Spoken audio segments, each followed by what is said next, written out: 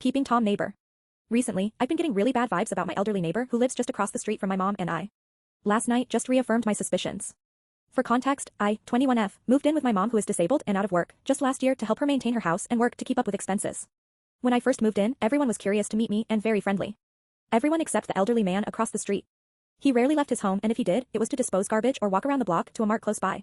I never really paid him mind because he seemed like a really private, dull person.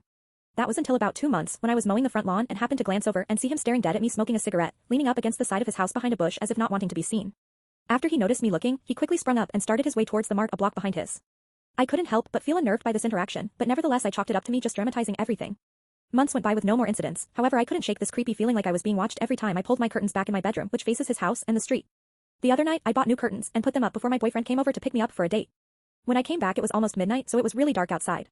There's a big bush in front of my bedroom window that has a sizable gap behind it, and I frequently think about the possibility of someone hiding behind it. I hadn't even thought about it that night how happy I was. My boyfriend walked me up to my door, we said goodbye, and I watched him leave. I got ready for bed as normal, cracked my window open for some fresh air, and slept soundly through the night. Come morning, my mom wakes me up with the news that a neighbor saw the elderly man sitting under my window smoking a cigarette, and that he bolted across the street to his own home when they confronted him. Hearing this, I couldn't even be scared as much as I was angry. By the looks of it, he had been there longer than a few moments, maybe even through half the night while I was sleeping. Some details that send chills down my spine is the evil look my neighbor describes him shooting at them upon discovering him, and the fact that he was wearing clothes that matched the color of our house to camouflage himself behind the bush. I don't know what his intent was in camping himself outside my window, but I'm grateful to my neighbor for finding him when they did. I can't stop thinking of what he was planning.